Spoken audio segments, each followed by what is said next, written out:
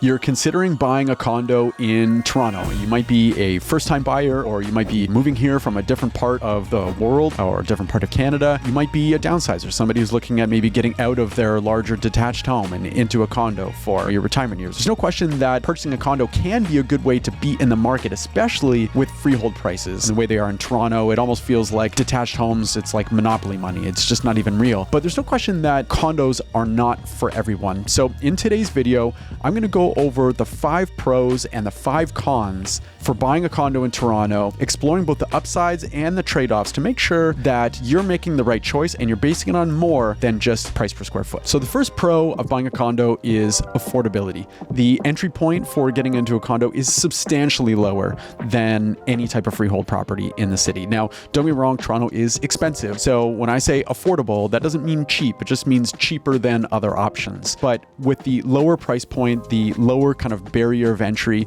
it means that you have a smaller down payment. It typically means that your monthly carrying costs are substantially lower. The gap between your typical freehold property and your condo are substantial. So here's something that I want to show you. So here's the median sale prices of the different property types in Toronto, with the top line being detached.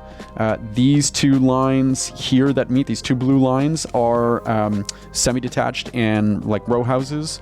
And then down here, the green are condo townhouses. And then the very bottom line is condos. And you can see if I hover, it kind of pops up, but I'll tell you that as of May, your median price for detached properties is $1.37 million. For semis and rows, it's $1.2. For condo townhouses, it's $740,000. And for a condo apartment, it's $605,000. So we're talking for a condo apartment compared to, let's say, a semi-detached property, it's about half. So the potential for getting into the condo market can be substantially lower than getting into your typical semi-detached or row property. Now, the first con that I would mention are the maintenance fees. So they can be anywhere from $400 to $500 to $800 or more per month.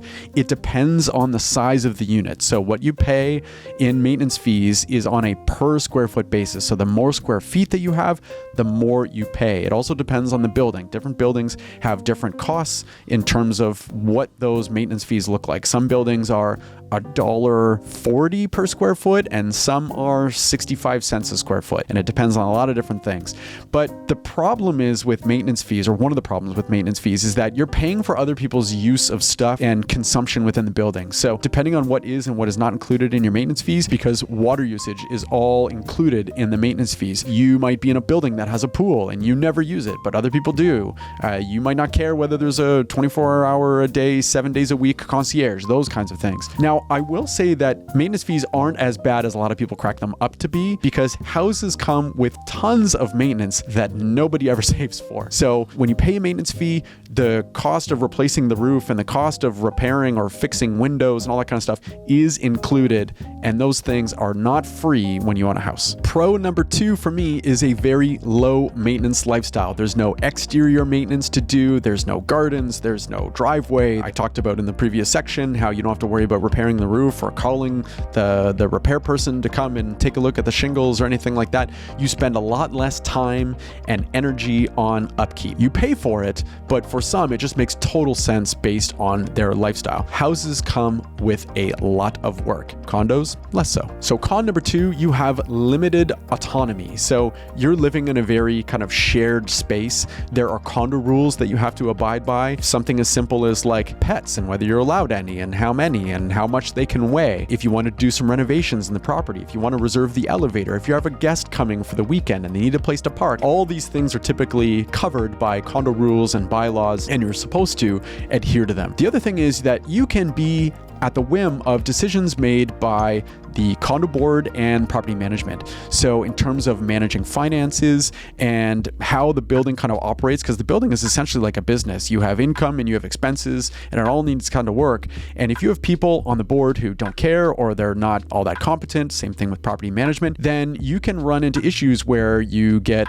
run up in your condo fees or slapped with something called a special assessment, which is, you got to pay a lump sum money out of pocket. It's critical that when you're buying a condo that you review the status certificate before before buying so that you have a sense as to whether the board and the management are on top of things and whether the fees are being used appropriately to help run the building. The third pro that I would identify is that condos very often have great locations. They're typically and purposefully built near great access to transit. They're usually in very walkable places. There's shops nearby. They're meant to be put in a place for relatively dense living, which means there's probably groceries and, good coffee shops and good restaurants and all that kind of stuff. Very walkable areas. So they can be great for car-free living if that is of importance to you. But there's no question that if you're buying a condo, there's a great chance that you're going to be in a very prime location. And for some, that's very important. Okay, so con number 3 is condos typically have slower appreciation. They just don't appreciate as quickly or as robustly, I guess, if you will, as freehold properties. Freehold properties are almost always in demand and always have been more in demand. When you look at this graph,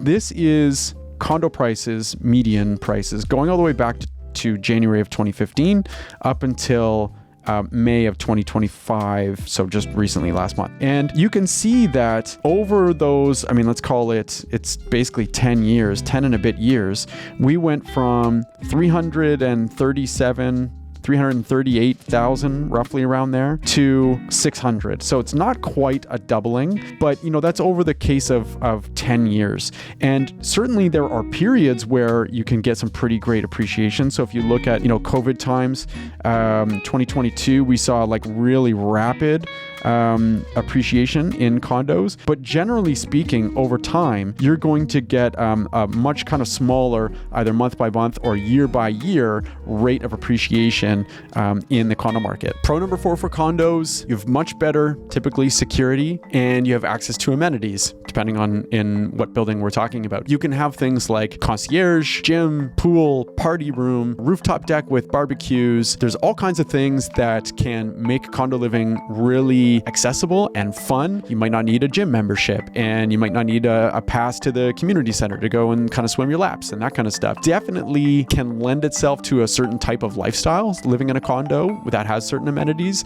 And then from a security standpoint, you've got your car parked typically in an underground garage.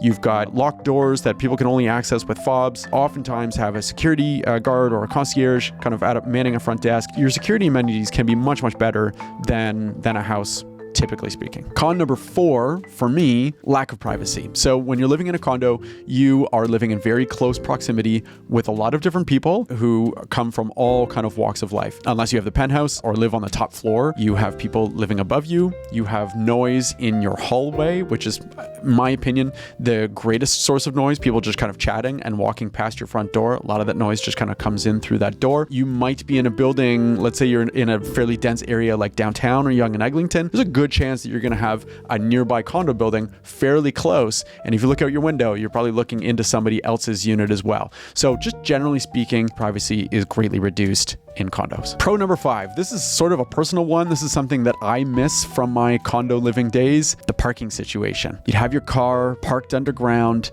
It's protected from the elements.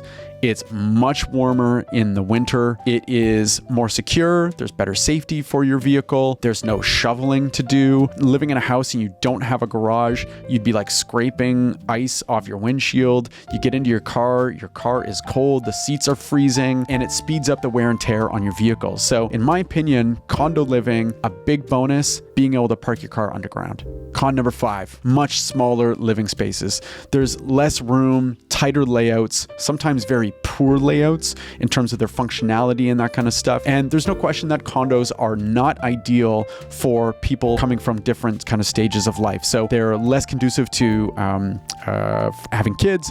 They're less conducive for people who just need a little bit more space. Certainly in an environment where more people are working from home and you need an extra den or an extra bedroom, it just might not all be feasible. So the smaller living spaces is not for everybody, and that's certainly a drawback from condo living. So is buying a condo right for you? You need to consider your lifestyle, your budget, and your long-term goals. But I certainly would love to help you think it through, and you can get in touch with me by clicking the link below and booking a consultation. We can have a chat and determine whether it's right for you or not. If you found this video helpful, I would be so excited if you would give it a like, if you would subscribe to the channel. I've got lots of upcoming videos that will give you some insight into Toronto real estate. I also want to hear from you in the comments below. Would you buy a condo in Toronto right now? Why or why not? In my opinion, it's certainly a great time, but I'd love to hear your thoughts. Thank you for watching. We'll see you next time.